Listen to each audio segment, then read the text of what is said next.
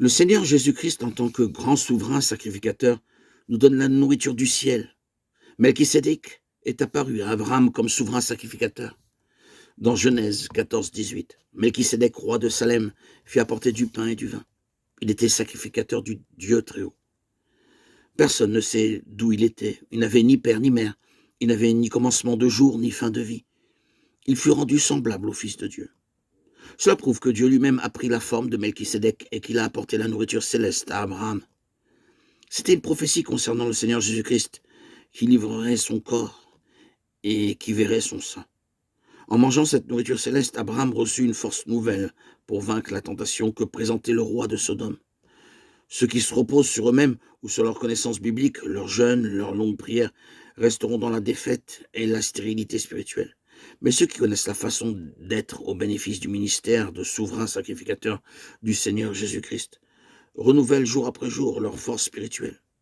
Le Seigneur a pourvu à la victoire sur toute tentation que nous devons affronter dans notre enfance, dans notre jeunesse ou dans notre vieillesse. Aucune tentation ne vous est survenue qui n'ait été humaine. Et Dieu, qui est fidèle, ne permettra pas que vous soyez tentés au-delà de vos forces. Mais avec la tentation, il préparera aussi le moyen d'en sortir afin que vous puissiez la supporter. 1 Corinthiens 10-13.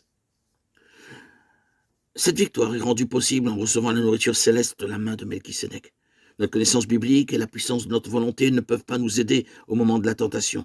Le Seigneur Jésus-Christ est notre souverain sacrificateur miséricordieux et fidèle. Si nous venons à lui par la foi, selon Hébreux 2, 17-18, et si nous trouvons la force dans son ministère de grand souverain sacrificateur, selon l'ordre de Melchisédek, il nous accordera alors la victoire sur toutes les ruses de l'ennemi.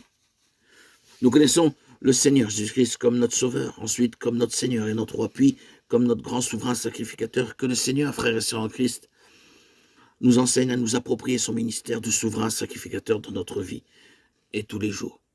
Dans le chapitre 6 de la lettre aux Hébreux, l'apôtre compare le Seigneur Jésus-Christ à une encre de notre salut.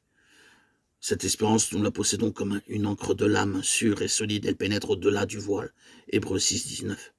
Paul et ses compagnons de voyage eurent à affronter une terrible tempête en mer, alors qu'ils se rendaient à Rome.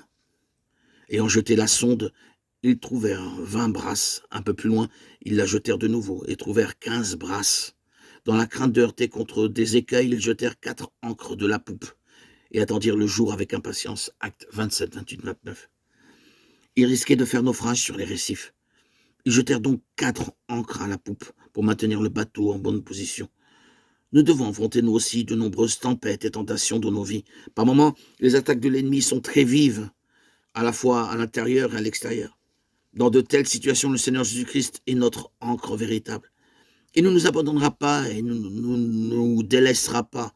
Nous devons dire par la foi, Seigneur, tu es mon ancre. Même dans les situations les plus difficiles, nous devons nous saisir du Seigneur Jésus-Christ qui est notre ancre véritable.